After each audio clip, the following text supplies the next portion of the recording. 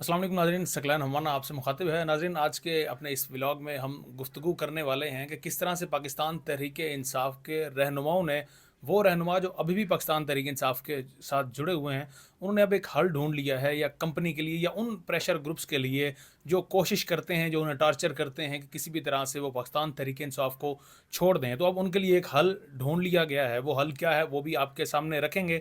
साथ में नाज़रीन, अपने आज के इस व्लॉग में आपको बताएँगे कि कौन-सा एक ऐसा इदारा, एक मीडिया हाउस है जिसने कंपनी के आगे घुटने टेकने से इनकार कर दिया है, एस्टेब्लिशमेंट के आगे घुटने टेकने से इनकार कर दिया है, और उन्होंने बताया है कि असल में सहाफ़त क्या होती है और सहाफ़त को अब समझ क्या लिया गया है। तो ये उनकी जानिब से वाज़ेह पैगाम था, वो भी आपके सामने रखेंगे। सदाकत अली अब्बासी जो पहले लापता हुए, लापता होने के बाद इस वक्त घर बखैरियत पहुँच चुके हैं, उनके हवाले से भी आपको अपडेट करेंगे। और साथ में नाज़रीन, इंतहाई अहम इम्पॉर्टेंट हमारा जो टॉपिक है वो जो एक डैम फंड का कमीशन एक कायम किया गया था, डैम फंड के हवाले से नाज़रीन, आपको याद होगा कि हमारे साबिक चीफ जस्टिस साकिब निसार की जानिब से उन्होंने एक ऐसा आम पब्लिक से भी अपील की थी कि वो डैम के लिए पैसे या चंदा वगैरह आप जमा करवाएं।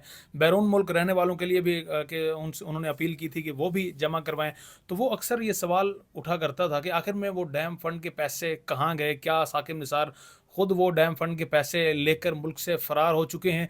जो आपको अक्सर पीडीएम हो या कोई भी आपको आम पाकिस्तानी है जिनको इस तरह की बातें करके उन्हें बताया ये जाता रहा है कि जो डैम फंड के पैसे थे, जो आपने अपने 10-10 रुपए आपने अपने अकाउंट से जमा करवाए थे, वो डैम के फंड के पैसे हमारे साबिक चीफ जस्टिस साहब अपने हमरा लेकर फ़रार हो चुके हैं। इस तरह की इतलात आप तक पास थी, लेकिन अब एक नाज़रीन रिपोर्ट इस वक्त सामने आ चुकी है। रिपोर्ट में तमाम हक़ाइक़ इस वक्त सामने आ चुके हैं कि डैम फंड में कितनी कलेक्शन हुई थी और इस वक्त डैम फंड के जो पैसे हैं वो कहाँ हैं और उनको क्या डैम के लिए इस्तेमाल भी किया गया या नहीं। तो इस हवाले से आपको नाज़रीन आज अपडेट करेंगे।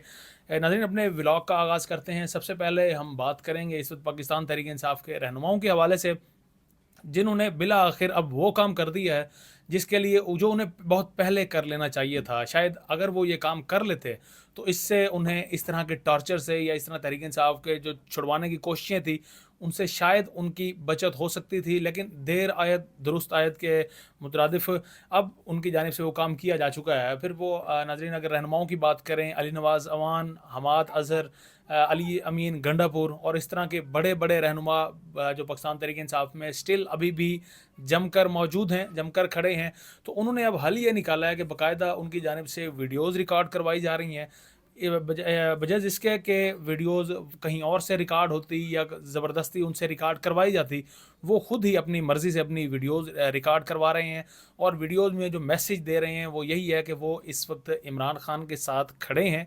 हलफनामा उनकी जानिब से दिया जा रहा है कि वो हलफ लेते हैं कि इमरान खान के साथ ना सिर्फ खड़े हैं बल्कि 9 मई या दीगर जितने भी वाक़यात हैं जिनको बेसिकली अब बुनियाद बनाया जा रहा है कि 9 मई वाक़या के पीछे जो प्रॉपर एक प्लान था, वो प्लान इमरान खान की जानिब से दिया गया था।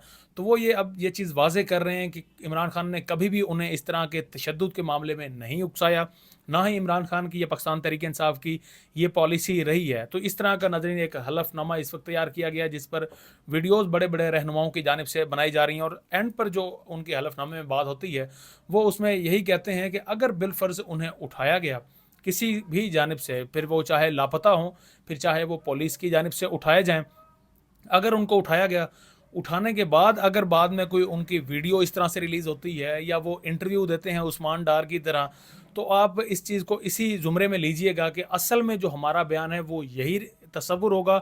बाद में जो भी वीडियो होगी, जो भी इंटरव्यू होगा, वो सिर्फ़ और सिर्फ तशद्दुद की बिना पर हमसे लिया जाएगा। तो ये नाज़रीन उस वक्त अब ये सामने आया है जब उस्मान डार को उठाया गया, उस्मान डार को जो है ज़हनी तशद्दुद का निशाना बनाया गया। इवन जो सबसे बड़ी धमकी दी गई थी उस्मान डार को वो ये थी कि आपके घर की ख़वातीन के साथ ज़्यादती करेंगे और हम ऐसे अफराद हैं जिनसे कोई पूछ नहीं सकता, जो कानून से बालातर हैं। ये उनकी जानिब से वाज़ेह तौर पर मैसेज था। और मेरे ख़्याल में नाज़रीन, कोई भी रहनुमा हो, कोई कुछ भी हो, जब बात घर पर आती है, जब बात इज़्ज़त पर आती है, तो उसके बाद फिर सियासत तो क्या, वो कोई भी अपनी जान भी कुर्बान करने के लिए तैयार रहता है। उस्मान डार को बाद में लाया गया, स्पेशली हमारे एक एंकर साहब हैं दुनिया न्यूज़ के, कामरान शाहिद साहब, उनके प्रोग्राम में लाया गया।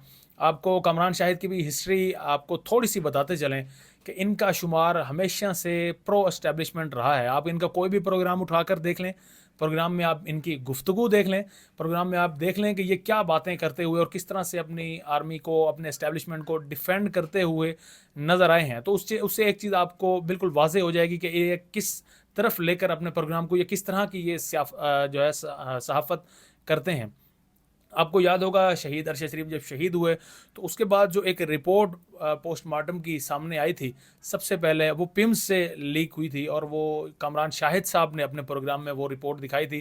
بیسیکلی اس رپورٹ کا پرپس یہ تھا کہ دوسروں کو بھی, دوسرے صحافیوں کو بھی خوف زدہ کیا جائے. تو یہ ایک میسج, ایک بیسیکلی کامران شاہد کا کام اتنا ہے کہ وہ ایک طرف سے میسج آتا ہے, کامران شاہد ہوں, غریدہ فاروقی ہوں, وہ اس میسج کو جسٹ آگے کنوے کرتے ہیں اور اس طرح کی صحافت کرتے ہیں ہمارے سینئر صحافت کے اس وقت علم بردار. تو کامران شاہد صاحب کے پروگرام ہوا, انہوں نے انٹرویو دیا. انٹرویو میں بار بار ہم نے دیکھا کہ جب وہ عمران خان کا نام نہیں لے رہے تھے عثمان ڈار, تو کامران شاہد بار بار لقمے ان کو دینا چاہ رہے تھے, سوال ایسے کر رہے تھے کہ کیا عمران خان اس میں ملوث تھے, عمران خان کی کیا پلاننگ تھی. مطلب جو اسکرپٹ ایک پورا تیار تھا اس اسکرپٹ کے مطابق انہوں نے چلنا تھا. خیر وہ انٹرویو ہوا, انٹرویو میں وہی بالکل سیم جملے جو اب تک جتنے بھی لیڈر جنہوں نے پاکستان تحریک انصاف کو چھوڑا ہے جو بیان دیتے آئے ہیں, وہی بیان عثمان ڈار کی جانب سے بھی دیا گیا.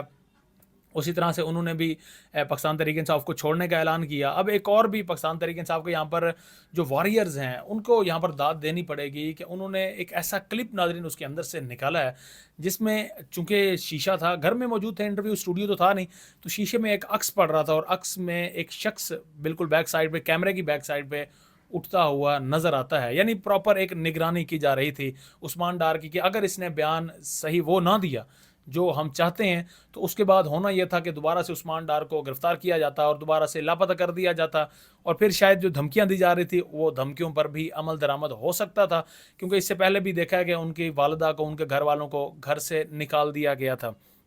یہاں پر ناظرین ایک اور چیز, بڑی دلیری کا مظاہرہ کیا عثمان ڈار کی والدہ نے. انہوں نے بیان دیا کہ ان کے بیٹے نے بے شک پاکستان تحریک انصاف کو چھوڑ دیا ہے, لیکن وہ ابھی بھی پاکستان تحریک انصاف کے ساتھ ہیں, ڈٹ کر کھڑے ہیں اور مقابلہ کریں گے خواجہ آصف کا, کیونکہ خواجہ آصف کا وہ حلقہ بنتا ہے, کوئی کچھ بھی کریں. تو یہ ان کی والدہ کا بیان تھا. میرے خیال میں اتنی کالک کافی تھی جنہوں نے ان سے بیان دلوایا. اب ناظرین بڑھتے ہیں دوسرے رہنما کی جانب. صداقت علی عباسی بالکل اسی طرح سے لاپتہ ہوا ہے جس طرح سے شیخ رشید بھی ابھی تک لاپتہ ہیں. صداقت علی عباسی کے ساتھ کیا ہوا, لاپتہ ہونے کے بعد کسی کو نہیں معلوم, اداروں کو نہیں معلوم, یعنی پولیس کو نہیں معلوم کہ صداقت علی عباسی کہاں ہیں. ان کا آلریڈی کیس بھی ہے اور ان کو ریلیف بھی مل چکا تھا اسلام آباد ہائی کورٹ سے, اور ان کی ضمانت بھی کنفرم ہو چکی تھی, لیکن کسی کو معلوم نہیں تھا. لیکن صداقت علی عباسی صاحب جاتے ہیں ایک پروگرام کرنے کے لیے. اب جس طرح سے کامران شاہد لاہور میں اسٹیبلشمنٹ کے پرو وہاں پر موجود ہیں, اسی طرح کا ایک بندہ اسلام آباد میں بھی ان کے پاس موجود ہے. غریدہ فاروقی کو تو چھوڑیں, خیر اس کی تو صحافت کا ایک الگ ہی لیول ہے. یہ ناظرین ڈان نیوز, چونکہ ڈان نیوز اس بار مرتبہ ناظرین معتبر سمجھا جاتا ہے صحافت میں, اور بہت عرصے سے ڈان نیوز اپنی صحافتی ذمہ داریاں ادا کرتے ہوئے نظر آیا ہے. تو ڈان نیوز کے ہی ایک اینکر کو اس بار اس کا حصہ ڈالا گیا, اور اینکر صاحب نے باقاعدہ انٹرویو کیا. اینکر ہیں عادل شاہ زیب, جنہوں نے انٹرویو کیا صداقت علی عباسی کا. صداقت علی عباسی کو جناب بلیک ویگو میں لایا گیا, ڈان نیوز کے باہر بلیک ویگو رکا. صداقت علی عباسی جو لاپتہ تھے اچانک سے سب کے سامنے آ گئے, اچانک سے ڈان نیوز کے آفس میں آتے ہیں, وہاں پر انٹرویو دیتے ہیں عادل شاہ زیب کو, اینکر پرسن کو, اور انٹرویو دینے کے بعد ان کو بھی رہائی کا پروانہ مل جاتا ہے, کیونکہ وہ بیانات جو دلوانا کوئی لوگ چاہتے تھے وہ بیانات وہ دے دیتے ہیں. ساتھ میں جو اور چیز ناظرین ہوئی وہ ڈان نیوز میں یہ ہوا کہ کچھ لوگ سادہ لباس میں وہاں پر موجود تھے, باقاعدہ ان کی کڑی نگرانی کی جا رہی تھی. بلیک ویگو بھی باہر موجود تھی. یعنی اگر کچھ بھی صداقت علی عباسی غلط بولتے ہیں تو اسی وقت دوبارہ سے بلیک ویگو میں جائیں گے اور مزید تشدد کا انہیں سامنا کرنا پڑے گا. خیر وہاں پر جو بھی ان کے ایک اسکرپٹ تھا, اسکرپٹ کے تحت دوبارہ سے ایز اٹ از صداقت علی عباسی بولے, اس کے بعد واپس آتے ہیں اپنی والدہ کے پاس. اور ناظرین بڑے ہی جذبات بھرے وہ مناظر تھے, شاید آپ تک ویڈیو پہنچی ہوگی, جن میں صداقت علی عباسی اپنی والدہ سے ملتے ہیں, اپنے چھوٹے چھوٹے بچوں سے ملتے ہیں. अब यहाँ पर डॉन न्यूज़ का किरदार सामने आता है। डॉन न्यूज़ नाज़रीन आपको बताया कि सहाफ़ती इनकी कैरियर बहुत अरसे से जारी है। आज तक कभी भी ये प्रेशर में नहीं है और हमेशा से खबर जो भी देते हैं, अगर आप डॉन न्यूज़ को पढ़ते हैं, रीडर हैं, तो आप बखूबी समझते हैं कि ये कभी भी किसी के प्रेशर में आकर कोई खबर नहीं दिया करते।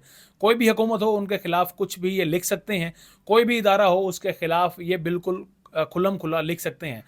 अब जब ये प्लांटेड स्क्रिप्टेड इंटरव्यू हुआ आदिल शाहज़ेब की जानिब से किया गया, हालांकि उनके अपने एंकर थे, लेकिन उन्होंने इसे ऑन करने से इनकार कर दिया और उन्होंने कहा कि ये सहाफ़त पर एक किस्म का हमला है कि आप ज़बरदस्ती प्लांटेड किसी से इस तरह का इंटरव्यू करवाएं और हम तो इसको किसी सूरत भी अलाउ नहीं कर सकते। तो डॉन न्यूज़ की जानिब से अलाउ नहीं किया गया और वो इंटरव्यू अब तक अपलोड नहीं हुआ। आपको क्या लगता है कि पीछे उनके इस वक्त दबाव नहीं होगा? दबाव है, ज़रूर दबाव है, लेकिन उन्होंने झुकने से इनकार कर दिया है। तो अब सदाकत अली अब्बासी घर पहुंच चुके हैं। वो बयान उनका अब तक सामने नहीं आया जो आना चाहिए था, ताकि पब्लिक को उनका पता चल सकता, ताकि इस्टेब्लिशमेंट एक मरतबा फिर से बताती कौम को कि कैसे हम एक पॉपुलर लीडर, पॉपुलर जमात के बंदों को तोड़ रहे हैं। खैर, जो अब दोबारा से आते हैं हलफनामों की तरफ। अब जब हलफनामे इस तरह के पाकिस्तान तहरीक इंसाफ के रहनुमाओं की जानिब से दिए जा रहे हैं, अब इसके फ़वाइद क्या हैं? इसके नाज़रीन फ़वाइद सबसे पहले तो ये हैं कि अब जब हलफनामा आ चुका है वीडियो पैगाम की सूरत में, अगर इनमें से कोई भी शख्स गिरफ़्तार होता है, गिरफ़्तार होने के बाद वो वीडियो पैगाम जारी करता है, तो वीडियो पैगाम में वाज़े तौर पर आम आदमी, एक ऐसा आदमी जिसे पॉलिटिक्स की समझ बूझ ना भी हो, वो जब देखेगा कि ऑलरेडी ये बंदा हलफनामा इसने इस तरह से बोला था और अब ये कुछ और बयान दे रहा है, तो वो वाज़े तौर पर समझ जाएगा कि ये असल में किसकी चाल है, किसकी जानिब से ये दिलवाया जा रहा है। कुछ अभी भी हमारे पीडीएम के दोस्त हैं जो अभी भी ये बात मानने से इनकारी हैं कि हाफिज़ साहब का किरदार सियासत में बिल्कुल नहीं है। तो ये उनको भी नंगा करेगा, हमारे इदारों के सरबराहान को भी नंगा करेगा और वाज़े तौर पर पता चलेगा कि किसकी वजह से इस शख्स ने पार्टी को छोड़ा है। और उनकी जानिब से जब ये कहा जा रहा है कि उनका पैगाम वही वाला होगा, यानी जो अभी वो हलफनामे दे रहे हैं, असल पैगाम वही होगा, ये सिर्फ टॉर्चर की सूरत में हमसे लिया जा रहा है, तो इससे ये होगा कि पब्लिक को ये भी पता चलेगा कि टॉर्चर की सूरत में इन्होंने बयान तो दिलवा दिया, लेकिन उस शख्स की अभी भी जो उसका दिल है वो अभी भी पाकिस्तान तहरीक इंसाफ के साथ है, अभी भी उसका दिल इमरान खान के साथ है। तो ये इससे नाज़रीन उनको फ़ायदा होगा, आईना पब्लिक को देखने को मिलेगा। मज़ीद जो शाह आप कह सकते हैं, शाह मज़ीद नंगा होगा, बादशाह मज़ीद नंगा होगा आम आवाम के सामने, और आवाम को पता चल सकेगा अभी तक जिनकी आंखों पर पट्टी बंधी है कि असल में मामलात किस तरफ चल रहे हैं और कैसे जा रहे हैं। बहरहाल ये बहुत ही अच्छा स्टेप है पाकिस्तान तहरीक इंसाफ की जानिब से। अब नाज़रीन अगली खबर की जानिब बढ़ते हैं, वो है डैम फ़ंड के हवाले से। अब डैम फ़ंड के हवाले से नाज़रीन साकिब निसार ने जब चीफ जस्टिस थे, बड़ी कोशिश की उन्होंने, और इस पर शदीद तनकीद का उन्हें सामना भी करना पड़ा, सियासी रंग भी इसको दिया गया। ये भी कहा गया कि साकिब निसार साहब के पास ख़ुद अपने पास अच्छी खासी रकम है, लेकिन उसके बावजूद वो आम पब्लिक से उन्होंने रकम बटोरने के लिए ये तरीका इख्तियार किया है। आम पब्लिक, आम शख्स ने 10-10 रुपए का उन्होंने मोबाइल के ज़रिए उन्होंने रिचार्ज किए, वो जमा होती रही रकम। तो जो समझा जा रहा था कि शायद डैम फंड की रकम ख़त्म हो चुकी है, ज़ाया हो चुकी है, या वो साकिब निसार साहब लेके मुल्क से भाग चुके हैं, तो अब रिपोर्ट ने पोल खोल दिया है उन तमाम का, जो सियासी रंगबाजियाँ की गई उन तमाम का भी नाज़रीन इस वक्त पोल खुल चुका है। अब आपको ज़रा बताते हैं कि ये जो डैम था, ये था दयामिर भाषा डैम। इसके लिए ये फ़ंड नाज़रीन कायम किया गया था साकिब निसार की जानिब से, और उस वक्त जो रकम इकट्ठी हुई वो भी आपके सामने बताते हैं कि उस वक्त नाज़रीन डैम फंड में 9 अरब 56 करोड़ 7,28,444 रुपए, ये सिर्फ अंदरून मुल्क में आम पब्लिक के ज़रिए से, मतलब मेरे और आपके जो पैसे थे उनके ज़रिए से ये रकम इकट्ठी हुई। जबकि जो बैरून मुल्क हमारे लोग मौजूद हैं, हमारे पाकिस्तानी बाहर मौजूद हैं, उनकी जानिब से जो रकम भेजी गई वो थी 1 अरब 90 करोड़ 99,67,110 रुपये। तो ये अगर कुल मिलाकर मजमूई तौर पर देखें तो तकरीबन नाज़रीन ये 12 अरब के करीब रकम बनती है जो उस वक्त जमा हुई थी। अब जो दयामिर भाषा डैम है, इसको बनाने के लिए जो इसकी लागत थी वो थी 1400 अरब रुपए, यानी अभी भी ये उस लागत के करीब भी नहीं भटके थे, हम 12 अरब ही इकट्ठे कर सके थे।